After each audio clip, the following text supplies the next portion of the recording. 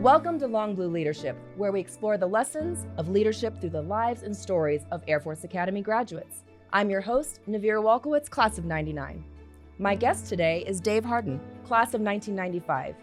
Dave is widely respected in the Long Blue Line community for his leadership, service, business acumen, and his willingness to run toward the fire.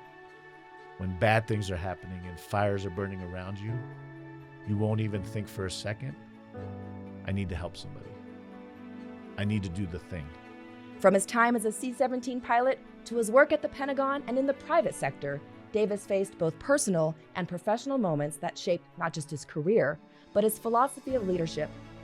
In our conversation, we'll talk about 3 transformative moments in his journey. From being just 400 feet away from impact during the 9/11 attack on the Pentagon, to overcoming hardships in his childhood, to his work pioneering innovation at the highest levels in government and business.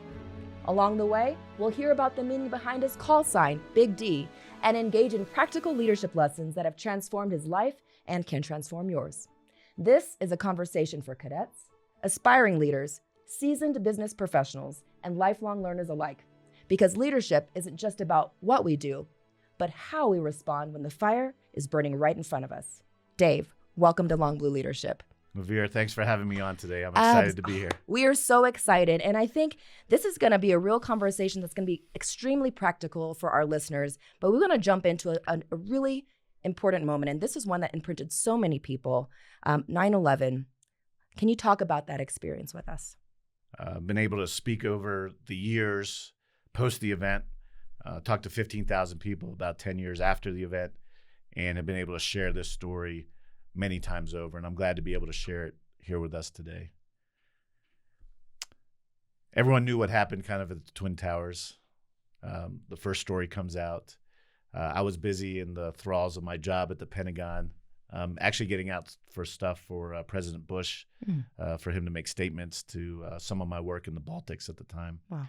So I wasn't really paying attention kind of to what was going on at the World Trade Center, kind of knew what was going on. Okay. My beautiful redheaded wife, Angie, was coming to pick me up. So at the time we had a young daughter, and she was pregnant with what would be my son, but we didn't know that at the time. Okay. So she was supposed to pick me up for an ultrasound. And so I rush outside, and I don't remember the exact timing. Maybe she was supposed to pick me up at 9:15, 9:30. It was right around, as we know now, when the plane would come into the Pentagon. Wow. So I'm out on the south bridge of the Pentagon, and winds up being on the side of the impact of the plane would come in. And standing out there, I remember looking, and it was a beautiful day, quiet. And if you remember, not a lot of people, there wasn't a lot of videos, not a lot of people actually saw the plane impact that day. I remember that. And so those things you never forget. And so that day, standing out there, I saw this plane coming, but we're by Reagan National Airport, right? So you're thinking, another plane's coming into Reagan, no big deal. I'm waiting for Angie to pick me up. And she winds up being about 5-10 minutes late. And in hindsight, she always said, if because I was late, you lost your life, I would have never forgiven myself. And so watch the plane come in, and then all of a sudden it's like, holy crap, this plane's pointed right at me, right? And so as it's coming straight in, I start running over the bridge. Well, little did I know, Angie was just driving under the bridge at the time. So the plane comes over the top of her car. And as the plane's impact, if you remember, it kind of like actually careened, bounced in at a 45-degree angle, and then hit the building. So I'm running off the bridge, and I'll never forget the sound, the flames, the searing heat as I was kind of running off the bridge as the plane came in. And you could hear the engine spooled up, because if you remember, it's kind of like, obviously the terrorists are, full throttle. Yes. And I remember looking in and seeing the people in the window. And I can't imagine their emotions and what they were going through in their final moments of life. So the explosion happens. I'm running off. I then run back into the bridge, go back into the building, really not thinking. and just like, you're like, how can I help, right? So there's fire, there's smoke. And so we just start trying to get folks out, and they start setting up kind of triage stations, both inside the courtyard, the Pentagon, and then outside. So do that about 45 minutes, like an hour, helping out. Mm-hmm. And then enough people had gotten there to kind of stabilize, the situation. And so then, I'm in the mission of kind of, finding my wife. Right. So I was fortunate to kind of find her in the parking lot, Wow. And obviously we have a moment. And, it was interesting because from her vantage point, she just was kind of blocked by the bridge. She saw the plane, and then they just saw the explosion and the fire. Okay. And so she thought I was dead. Right. And I can't imagine how she was feeling at that moment. Oh my. So she takes Madison out. She's holding Madison, and she just starts bawling because she's like, I just lost like my husband. Right. And it's amazing because Madison, who's I guess 2 years old, goes, Mommy, it's okay. God will take care of the fire. Oh. God will put it out. And the power of the words of a 2-year-old kind of in that moment. She's like, all right, she took a deep breath, like, hey, I got to get my act together. We're able to, get back, kind of together, But we lived like maybe an hour from the Pentagon. Car was there. We had to take all these people. It was chaos, as you can imagine. It felt like a war zone that was just happening. And we get flooded with calls then from, is back, maybe not as much good telecommunications as today. Right. We're flooded with calls and people. And so because of all the adrenaline and everything that happened that day, we finally had a moment and we just like break down, right? And we're just tearing up and crying. Right. And in that moment, just such a sense of gratitude, right? For not only being alive, right? But for my family, for everything that kind of this nation represents, right? It's just a moment that kind of brought everybody together. And everyone has a 9/11 story. Everyone says, here I was, or there I was, right? On 9/11. After running across the bridge, like when you saw it coming, obviously you're like, I need to not be in its path. Right. Can you remember what in you said, turn around and go back? Was it just your background in the military? Like, we don't run from, we go help. Can you remember? It's hard to remember. I think it's instinct in the moment. Okay. But I also think for listeners today is about thinking through all those moments, right? Yes. And saying, what are the muscle memories of running into the fire that gets you maybe more prepared for that moment? So you don't freeze. So you don't freeze. And exactly. I think the Academy helps, prepare you for those moments. What you go through hardships, on your personal hardships and childhood can help you through those moments, right? So many things make up someone's journey, right? And the fabric of their lives and who makes them themselves. And you don't always know if you'll have the courage in that moment. You don't always know if you'll have, kind of what it takes. But I think along the way you can have a muscle memory that prepares you for that, right? And so, it might be something you're overloaded with academics at the Academy, right? It could be you're having a personal crisis, it could be in your family. It could be, external. Mm-hmm. It could be, literally you're getting shot at, right? But I think it's kind of transforming the mentality or a victim mentality of like, I have to, right? This is a burden to I get to. Mm. It's not saying I have to anymore. It's saying, you know what? I'm so thankful that I get to. Right. I get to solve this problem, right? I'm lucky that I'm here at the Academy and I have 25 credits and I got to, take all these classes. It's hard to think like that. You're like, oh, woe is me, right? This is such a burden. Oh, this is problem at work. Oh, this, someone died in the family. There's a crisis. You have cancer, right? Think about all the things that impact our lives that are hard. Right. And if we're able to say, you know what, start that muscle memory of like, you know what, I get to overcome this. I'm going to learn a lot going through this hardship, through these tough times. It's going to make me different. It's going to make me stronger. It's going to give me that instinct and that character. And when you have enough of those muscle memories, then I think what happens in the moment is you're ready. Yeah, you act. You act. Did you develop that as a child, that muscle memory, you think? Or What was that like for you then?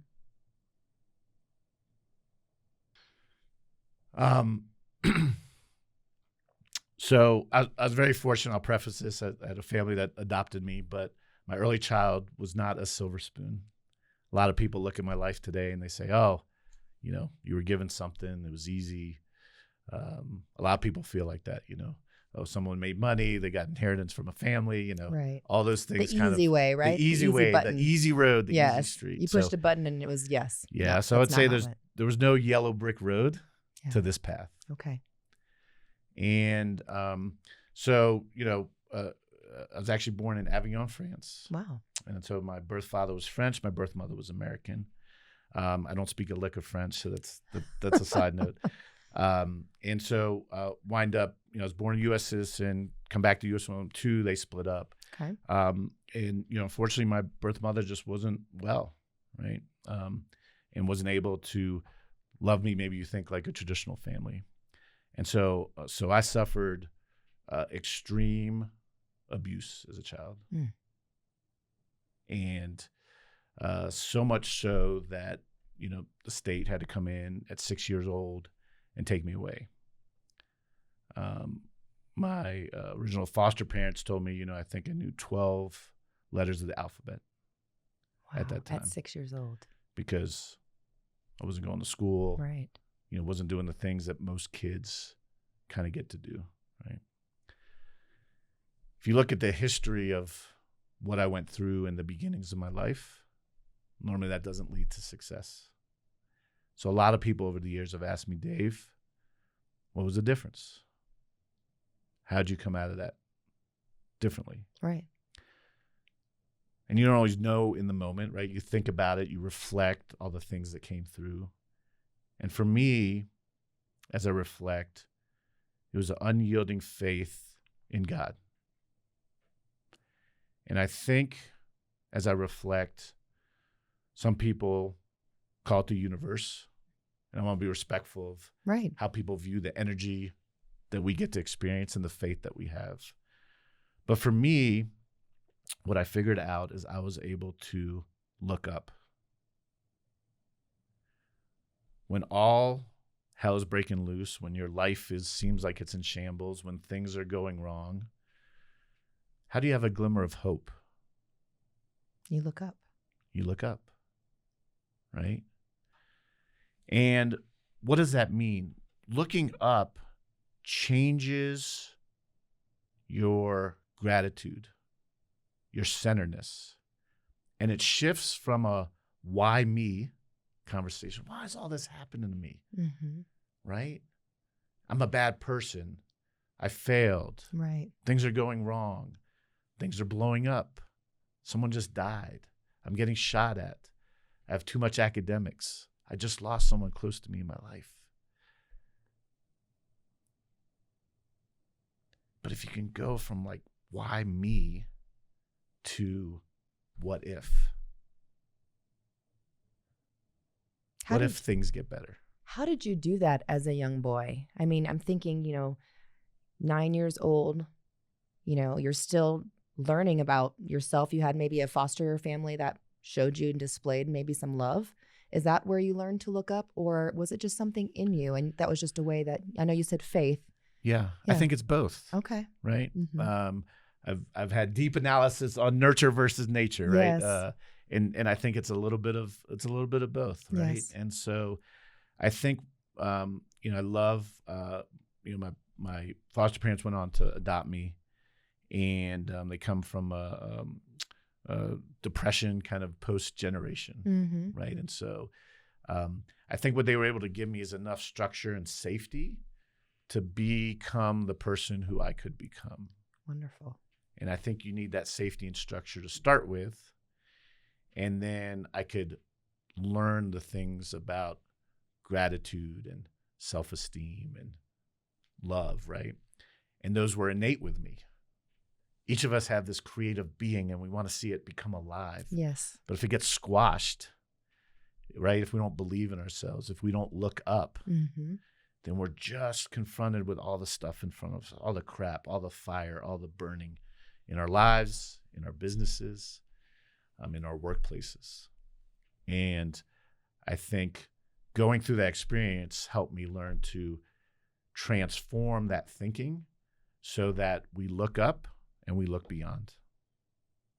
Well, when I'm looking at you right now, you know how as we age, we have like lifelines on our face. And when I think about people who tend to look down, you know, their face kind of shows it. But what I see in you when I look across right now are the lines that show that you have looked up. I see when you smile, it is so like etched in your face, like in a way that is like joy. And I really do think you live that way. How do you share that gratitude and what has been innate in you that's been ignited with others? How have you helped others find that, whether while you're a cadet or in business, et cetera? Everyone says I have about 300% more energy than most people. So I know I'm trying to keep up with you here. Yes, so I think that's one way, right? Yes. Is again, you'll hear me say it over and over again, right? It's gratitude. You know, do you wake up in the morning and say, hey, you know, what are the 3 things that I'm just, you know, freaking thankful for, right? Because it's so easy. You listen to the news, you know. Gets heavy. It just, everything's heavy, right? And so I think living a life of gratitude transforms everyone's life, right? And it allows you to be a different person. It allows you to create those muscle memories that allow us to do something. You know, it's interesting. I get asked a lot of questions, especially having kind of this, you know, successful investment and business career, having flown C-17s, having done AFWorks. I think maybe we'll kind of dive in that kind of a little bit. So I've had all these eclectic kind of background and experiences, and they're like, you know, how'd you go from this to this to this to this, right? And you know, it's interesting. I think it just winds up, you know, running towards the problem, you know. And I've had people say that over and over again. You're just a person that, man, I just feel like, you know, you'll always run to the fire. Right. And so I think it's when you do that over and over and over again, then it just transforms the way you think. You're willing to overcome and, hey, I'll take on this bureaucracy. I'll take on the Air Force and transform it, right? Is that where Big D came from? Like... It did. All right, we're gonna have a side. Are we gonna have a side shuffle here? Let's do a little bit of that. Shuffle. Yes. All right, we'll have a side shuffle here. Okay. As you know, we can dive into it more. I had the opportunity because of business background and all these just right moment, right place, right time. I had the great honor of being able to build from the ground up with a bunch of other amazing, talented people, what's now known as AFWorks. And that was wound up being the anchor innovation arm for the Air Force to bring in new technology and transform the way you were doing business as a service. So that was an amazing honor. We did a Shark Tank called Spark Tank. I had Mark Cuban, George Steinbrenner in there. Transform the culture. You know, identify superhero or innovation superheroes, we called it, right? I love that. So where's your cape? Where are you innovating? How can we go make that happen quicker, right? And that's what we were able to do. But you know, it's funny when we kind of started. You know, I was like 30 days. They wanted me to facilitate all the 4-star generals in the Air Force in this like 30-year planning. So I was only supposed to be at the Pentagon for 30 days. And you're a reservist doing this, right? I was a reservist doing that time. I was a lieutenant colonel reservist. Yes. And so I wound up, you know, hey, you know, this turns into 4 years now of my life. So I get sucked back into the 5-sided building, which was a great honor. But as you know, you know, it's a lot of like, you know, cyber locks and, you know, behind closed doors kind of stuff at the Pentagon. Right. So everyone goes to their little room and cubicle, and that's where your, you know, magical work happens. So here's this business guy who happens, you know, like to wear a flight suit as much as I can. Every once in a while, they make me wear blues, you know, in the Pentagon. And so, you know, walking around the 5-sided building. Well, as you can imagine, cell phone service is not the best at the Pentagon. Mm-hmm. So you can imagine I'm trying to connect businesses. I'm trying to think about different ways to do stuff, right? Right. And so that's not sitting at my desk working on the nipper net like that's right. There's that's no not magic happening from your seat in the cubicle. So I'm wandering around the halls and I have to like triangulate like where the hell am I going to like get a cell phone signal? Might be the courtyard. You know, I got my hand in the air. You know, if I put aluminum foil on this, you know, with a little longer thing, this maybe one window by the second corridor, you know, so anyhow, that's the exercise. Right. So literally for like 6 months, every month without fail, someone's pulling me into their office, right? Okay. Because I'm not following protocol. Oh my goodness. Right. So you're like, do you know what I'm standing up? didn't care. They didn't care. Wow. They're like, you're screwing off. Right. You're doing other stuff. You're doing outside business. You're always in the hall. You're never at your office, blah, blah, blah, blah, blah. Right. So I just got read the riot act. Right. Terrible officer, not doing the things you're supposed to be doing. Right. A maverick, some might call it.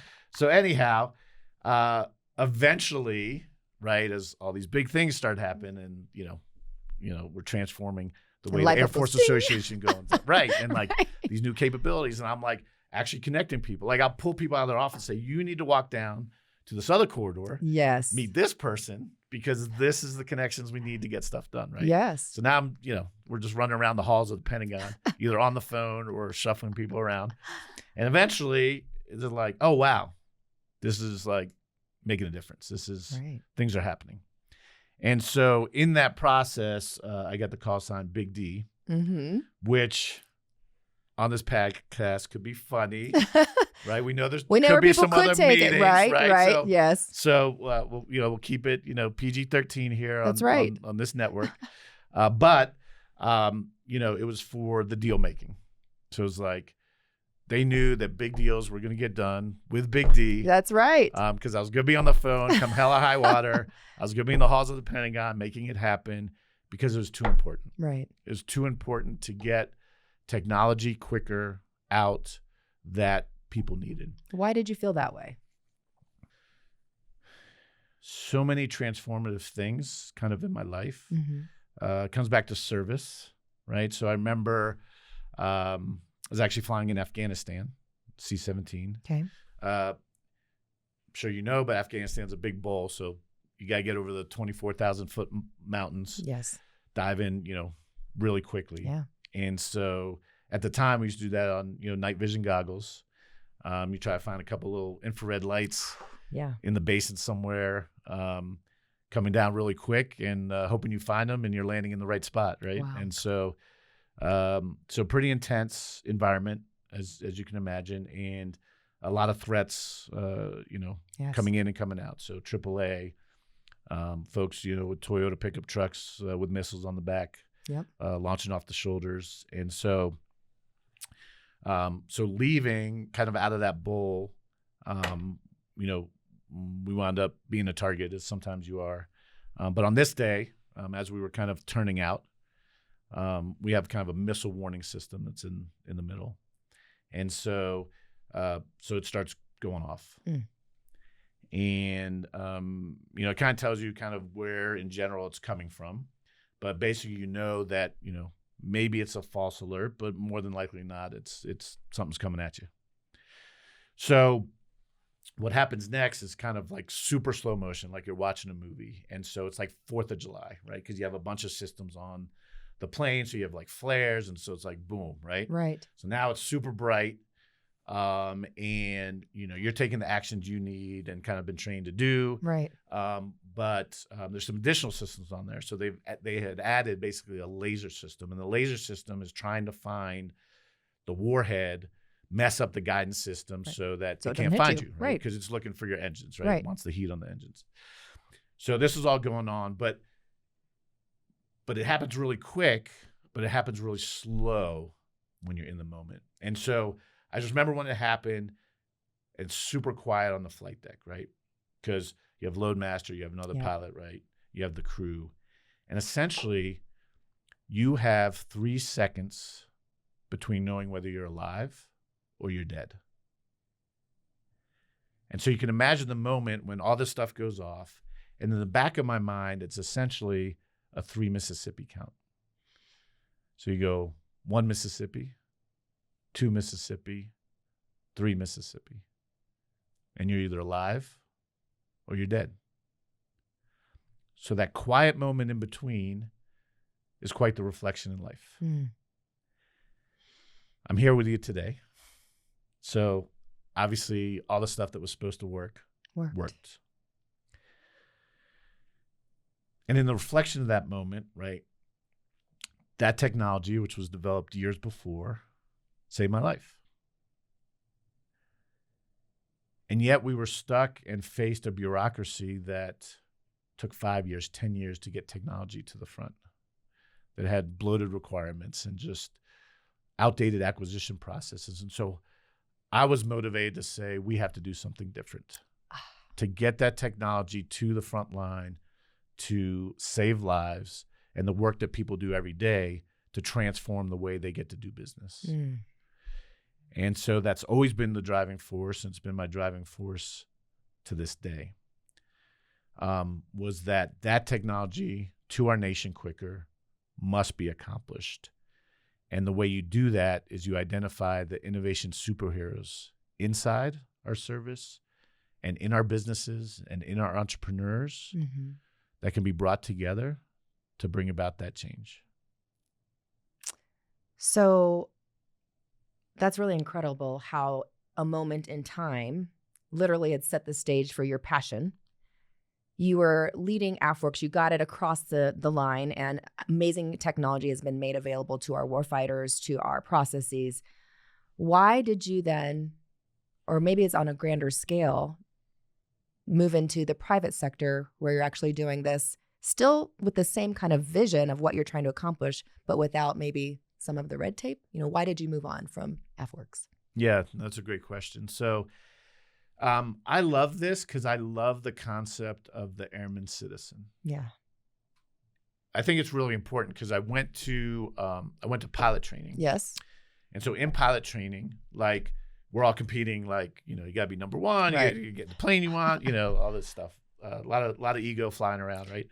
And then, there was this group and they were like kind of a little bit older. They're like, oh, I'm in this guard unit. And as soon as we finished pilot training, I'm going to fly, C-130. I'm going to fly. They already knew what they were going to fly. I'm like, how the hell? What? Yeah, how do you know what's that? this thing? Yeah. Right? Right. I didn't know about the Guard or Reserve. I knew nothing about it, right? Wow, okay. Right? Yes, and that's true. Many people don't. Already in service. Right.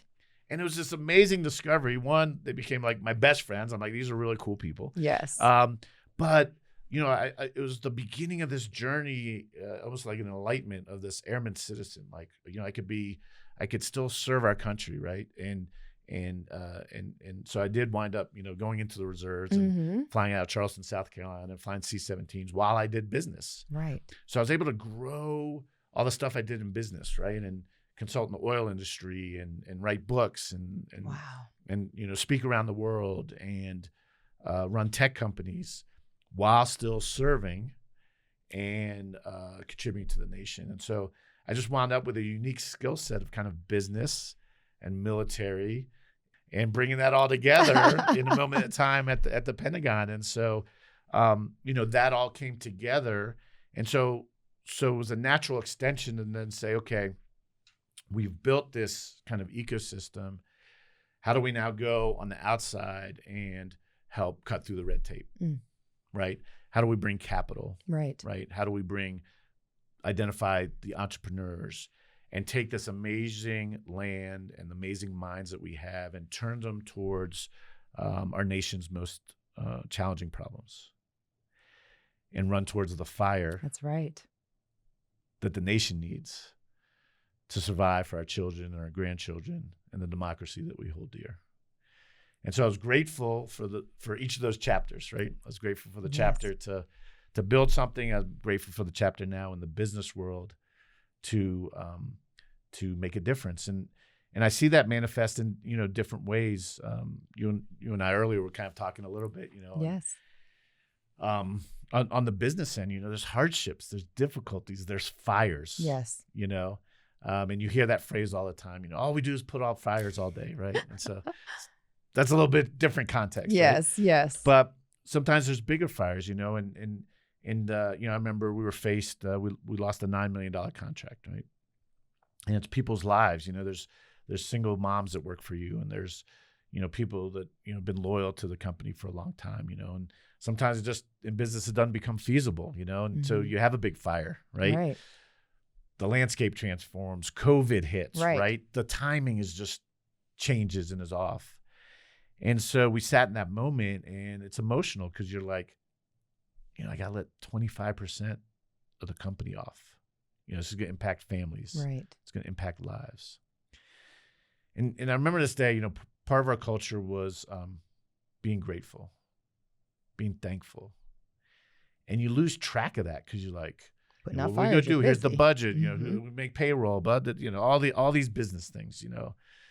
How's it going to look? The ego things, right? Fear, right? All these emotions come in, and then taking that moment to take a pause, to look up, Mm. to realign, to give thanks, and then to lean into that fire. And I remember we kind of gathered up, and I said, you know what? This is going to be hard. People are going to be let go. Right. Can we take a moment just to, there's so many people in here that have stepped up last minute, made things happen, been a part of your life. And that next hour where people just sat around the table, said, you know what? John did this for me. Oh, those gratitude moments. Lori did this for me. Mm-hmm. They stayed up all night and kind of, got this proposal done. Someone's like, oh, I need a surgery and my doctor sucked. And they were personally there for me and helped me with that. Mm-hmm. And it was an hour of gratitude that even in the despair, even in the business environment of having to let people go, there was a sense of culture and gratitude and awareness that, it doesn't make it easier. No, you lose your job. It doesn't make some of the fires easier to put out, but we leaned into the fire in a way that helped us get through it from a business perspective. And I always remember that moment because it really, we just took that step back Mm-hmm. and it transformed the entire conversation.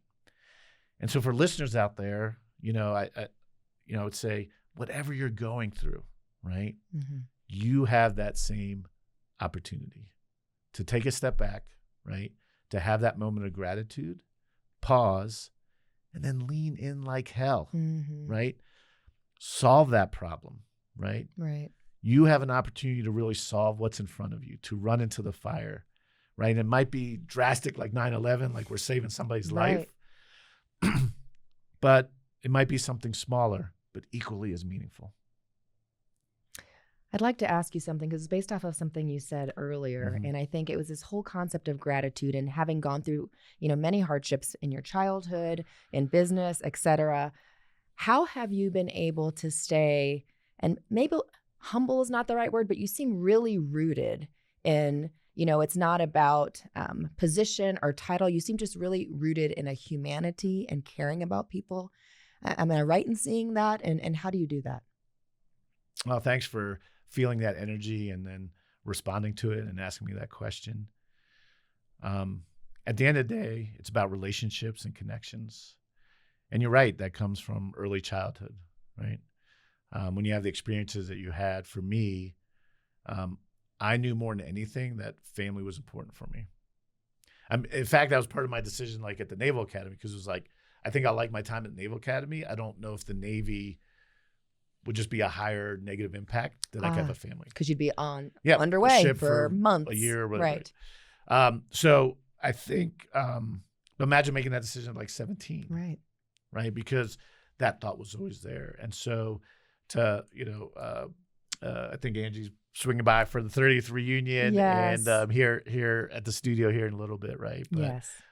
So I have a beautiful redheaded wife that we've, gone through ups and downs, gone through challenges, right?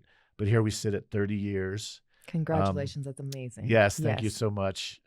Is an inspiration for me, right? Because her parents got married at the Cadet Chapel. Love just it. a little tiebacks here at the Air Force Academy. Yes. We got married 3 days after graduation. So, I don't know, maybe that's cliche, but maybe it's kind of a need and a legacy thing, which I like lean that. towards, right? Yes. And so, my kids inspire me every day. My wife inspires me every day. Meeting you and the connections and relationships that I get across business, across being in the trenches, yes, being in those fires, forge the relationships that kind of, go across boundaries, right? And too oftentimes things are transactional. It's right. Hey, I'm in this position, and then you have their phone number and their email, and then they change positions and you never hear from them again. Yeah. Right? And that's not what life is about. Right. That's not the richness of life. That's not how you inspire people. You inspire people by connecting with them and being thankful for them, right? Yes. And so that inspiration comes from my childhood, from seeing death firsthand, from losing people in my life, and being able to say, you know what, if we can transform, if we can pause, if we can look up, right, and see the faith and the what if, and not say, why is this happening to me? But what can I do with it? Yes. What can I do for others? How can I connect in a meaningful way? You will transform your life. You'll transform your leadership, and you'll transform the people around you, because they'll be inspired to be superheroes in their own right. Well, I certainly believe I can probably foreshadow what you might say in this next one, but I want to ask you this because, there's something about putting into practice what you say. And obviously it has served you well in all facets of your career. What are you doing every day, Dave, to be better? Whether it's in leadership, it's in relationships, but what are you doing personally every day to be better? I think I have a core philosophy, and you might have heard it before, right? Okay. And that is, can I get better by 1% today? So if you wake up in the morning, you're like, can I get better by 1% today? What does that mean? Yeah. How do I do that? And I think it starts at the beginning of the day. Yes. Right? By saying, it's easy to be like, oh, I'm running late. My alarm went off. I'm tired. Right. I got to do laundry. I got to get this job. I got to, to get the kids, you got, stack it up, and you're like, you can be overwhelmed. The news, something just happened. Right. Within the first 30 minutes, you're overwhelmed for your day. Right. Your day's done. Go back to bed. Yeah. Sucks. Again. Why me? Yeah. Fires are burning all around me. Right. Where do I go? Right. So even if you just take a couple minutes and you're just like, what are the 3 things that I'm thankful for today? It recenters your gratitude journey, right? And then throughout the day, I call it the gratitude debrief. Oh, okay. And if you're familiar with anything that's like, fighter pilots, and after your mission, flying, you debrief. Yep. The debrief is, what did we learn? And, again, after that, right? But a lot of people don't have a gratitude debrief. You're correct. And what I described for you in that business crisis, what I described for you sitting there with your family after, my family after 9/11, it was a gratitude debrief. What went right today, right? Who did I appreciate that I need to thank? And I guarantee if you come at from that perspective, you're going to see more opportunity. People are going to want to do business with you because you're the type of person that is grateful, and they want to reach out. They want to network they want to do that one other thing, right? And when you're in that mental space, when bad things are happening and fires are burning around you, you won't even think for a second, I need to help somebody. I need to do the thing. Right. And at that moment, when it becomes instantaneous, when it's the thing you just do, you're centered in that place of gratitude. So Dave, thank you for sharing that, what you're doing every day. What about what some of our listeners, no matter where in their journey they are, we talked about the, pause, look up, but what can they be doing every day to be better? I think it get back to what we were talking about earlier, which was kind of that stepping into the fire, that leaning in. Right. And I think, what I've learned, and at the end of the day, and I think what our listeners can take away is at the end of the day, courage is a choice. Mm-hmm. I think courage is actually a choice, because you're building all these, I gave you some tools. Yep, all the muscles you're building. You have all the muscles, right. And you just don't know what's going to happen that moment in time. But in that moment in time, there's a great book that I just thought of, and it's called Moments of Truth. Oh, okay. It's a great book, and it talks a little bit about your brand, your business brand, and it's really built with all these little moments of truth, right? Because it could be your interaction. It could be, we came out on the airline today for the 30th reunion, right? So, how did that That customer interaction, did they solve my problem? Did they lean in? Did they take care of me? And each of those moments of truth add up to a brand. You, the listeners, have to decide, what's their brand going to be? Is it going to be running towards the fire or running away from fires? So whether it's a real fire or a proverbial fire, you're going to be ready for that moment. At the end of the day, that's what we believe. Your hardships in life, your academy experience, your service, your business life, if done correctly, prepare you for and allow you to lead others through. This time together has been, it's inspiring me. I mean, I have just felt the energy, and I've felt your hardship and how you've continued, how you've put into practice your pause, your look up, be grateful. And I want to tell you, I'm grateful for you in this time we've had today, because it's made a difference. And I'm looking forward to debriefing tonight when I fly home with my son about what went right today. So thank you for that. I think that's awesome. Really useful. Thank you so much. Yes. I appreciate it. Absolutely. Well, as our conversation with Dave Harden comes to a close, I'm reminded that leadership is often forged in the fire. Dave's journey from the Pentagon on 9/11 to overcoming adversity in his childhood to pioneering innovation in some of the toughest environments reminds us that true leaders don't run away from the fire. They run toward it. Dave's story reminds us that hardship is inevitable, but gratitude transforms hardship into fuel. When you meet your next fire, literally or figuratively, pause, look up, give thanks, and step forward. We know that's how leaders grow in the long blue line, and how you become the kind of person others want to follow anywhere. Thank you for joining us on this episode of Long Blue Leadership. I'm Naviere Walkewicz, class of '99. Until next